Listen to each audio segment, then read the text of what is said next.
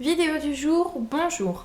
Aujourd'hui pour moi on est le 22 décembre, sauf que les images que vous allez voir ont été tournées il me semble le 18 décembre et le 19 décembre. C'est tout simplement des images de nos premières séances avec la bride. En effet, par rapport à certains objectifs que j'ai avec Don Juan, j'avais besoin d'avoir une bride à la maison et de savoir m'en servir. En soi, pour moi, ça change pas. Enfin, ça change un peu du pélam, mais c'est quand même une manipulation à quatre rênes. Mais de toute façon, c'était la première fois que moi je montais en bride. Et c'était la première fois également pour Don Juan qu'il était monté en bride. Donc je vais vous laisser d'abord avec les images de la première séance qu'on a faite le 18, du coup en extérieur. Et après je vous retrouverai pour un débrief. Et puis encore d'autres images. Après quelques entraînements à la maison avec la nouvelle bride, entraînement sur le terrain. Ouais, moi j'ai froid, je marche. Bon, le monsieur il a dit qu'il doit partir instantanément dès que je mets la pression dans les jambes. Il doit être réactif.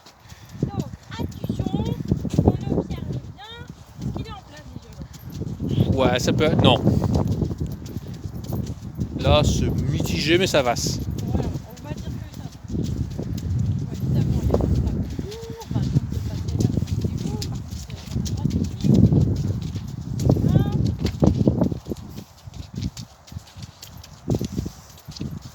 Alors, attention, tu serres les mollets. C'est pas mal, c'est pas mal.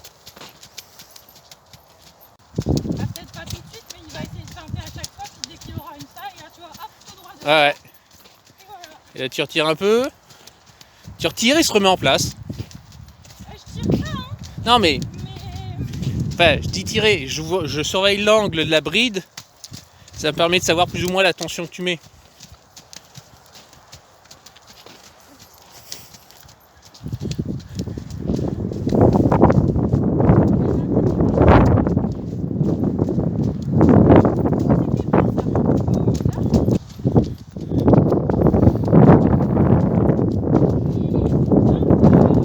Insignerais-tu que ce cheval a des problèmes de concentration? ah oui, voilà. Et là, hop, on développe. Et en restant en main, pignou.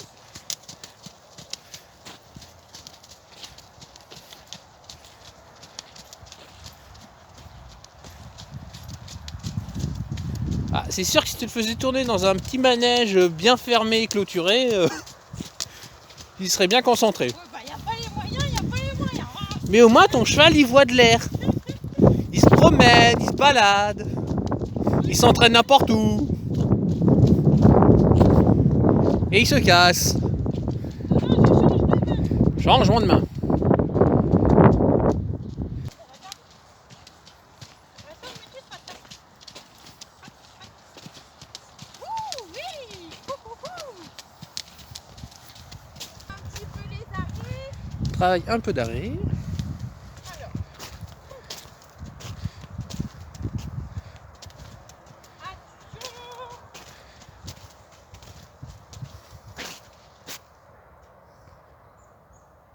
Petite marche arrière? Non. 1, 2, 3, 4. C'est bon. Non, 4, pas plus. Oui, c'est pas trop mal. J'ai tellement bien. Tiens.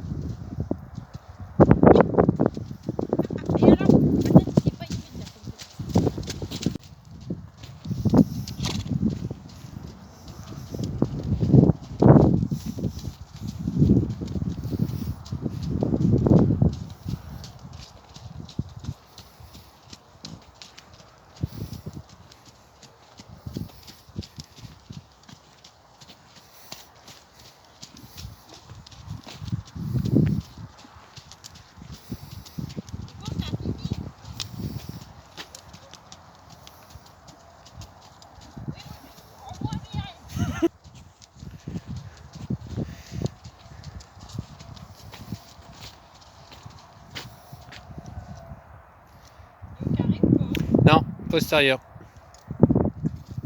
Non, c'était comme ça. Ah.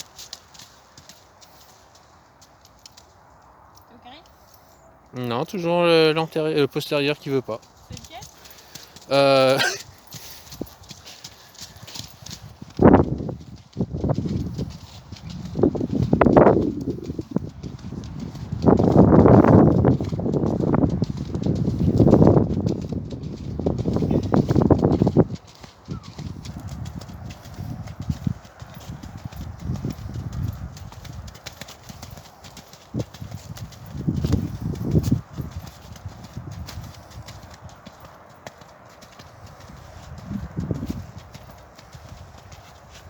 C'est bon, c'est bon. Yep.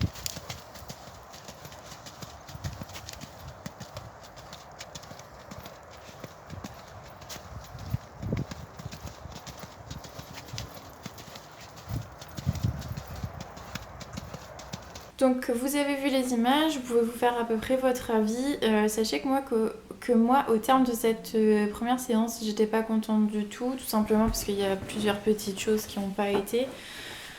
Tout d'abord, le fait qu'on était en extérieur et que du coup, Don Juan, étant de très bonne humeur, était un peu chaud. Et ça, c'est tout simplement dû au fait que, comme on a une météo pourrie et ça n'arrête pas et je n'en peux plus, je ne peux pas travailler à la maison. Et donc, je suis obligée d'attendre qu'il arrête de pleuvoir pour pouvoir travailler dehors.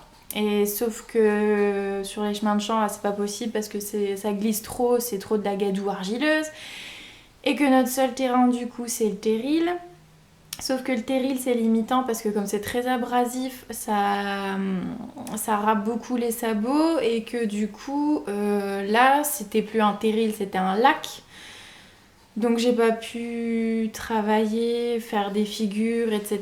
vraiment comme je voulais, ni le canaliser sur certains exercices. Je ne pouvais faire qu'un seul cercle et puis c'est tout. Donc c'était compliqué. Ensuite, du coup, moi là-bas, j'avais pris les éperons pour dire de travailler la précision sur certains exercices que je n'ai pas pu faire. Et du coup, les éperons, bah, ça a plus dérangé Don Juan qu'autre chose. Ce qui fait que du coup, sur certains départs au galop, notamment, il était beaucoup trop explosif. Enfin bref. Et puis ensuite, comme c'était notre première fois qu'on avait la bride à tous les deux, ben faut forcément qu'on la prenne en main. Et puis au terme de cette séance, on s'est également rendu compte qu'elle était un chouille trop serrée, bien qu'on l'ait mis aux longueurs maximum. Du coup, pour la séance du lendemain que vous allez voir après, on a rajouté des percements, mais il nous restait quasiment rien. Sur la languette de cuir, il nous restait 1 cm pour rajouter 2 percements. Et au final, c'était mieux pour la deuxième séance. Donc voilà, enfin plusieurs petites choses comme ça.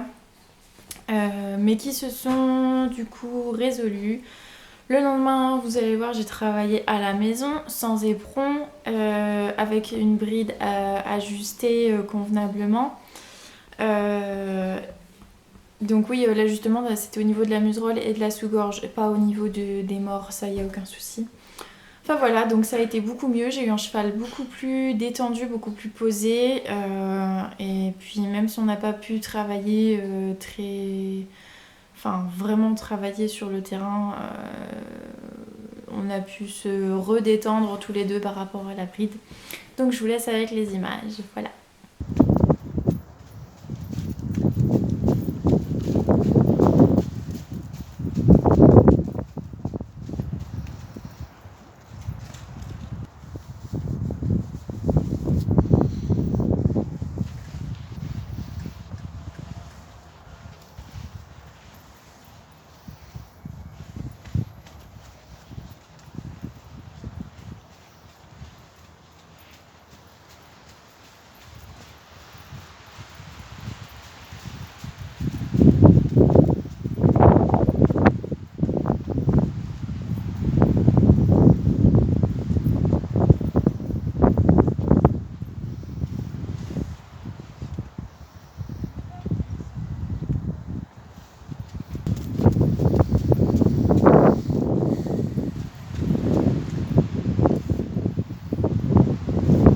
Chope le sapin, chope.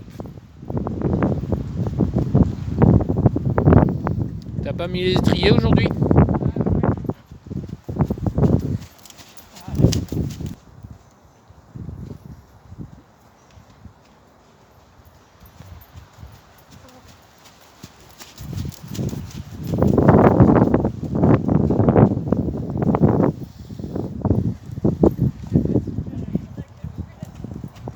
pense pas.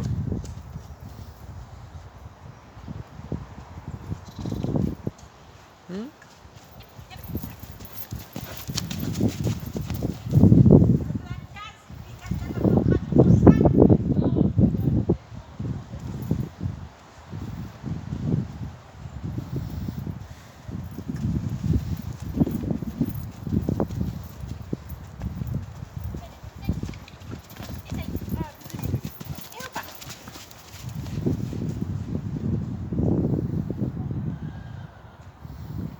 Ouais. Donc voilà, vous avez vu les images de la deuxième séance du lendemain. Du coup, comme je vous disais tout à l'heure, ça a été beaucoup mieux. Après voilà, si vous avez vu des petites choses qui allaient pas, notamment sur la première séance où j'ai dû avoir beaucoup d'actions de main, sachez que c'était pas forcément évident et je suis tout à fait consciente que c'est pas forcément confortable pour le cheval, etc.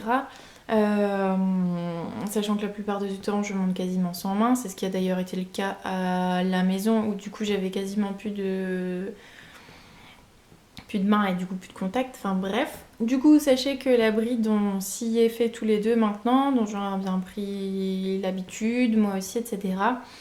Et puis il restera plus qu'à la tester sur un bon terrain, donc là on a ramené un peu de sable et tout, puis ça mettra du temps pour recouvrir tout le terrain, donc voilà. Sur ce, j'espère que cette vidéo vous a plu et que ça vous servira d'expérience également à vous aussi. Sachez que notamment la bride en dressage, c'est un outil de travail. Ça ne remplace pas un filet. C'est pour ça qu'aux entraînements, la plupart du temps, il faut mieux monter avec un filet, un mort simple. Et que la bride, c'est vraiment que pour des points ultra techniques ou pour les concours. Moi justement la bride c'est parce que je ne veux pas faire mes premiers concours de dressage uniquement en mort simple parce que son mort simple c'est un olive double brisure classique mais du coup il est extrêmement léger et tout simplement j'ai beau avoir énormément confiance à mon cheval, je sais que voilà dans un environnement nouveau avec des nouveaux chevaux qu'il ne connaît pas et dont je ne connais pas leur réaction à eux, etc. Je préfère avoir un élément de contrôle supplémentaire.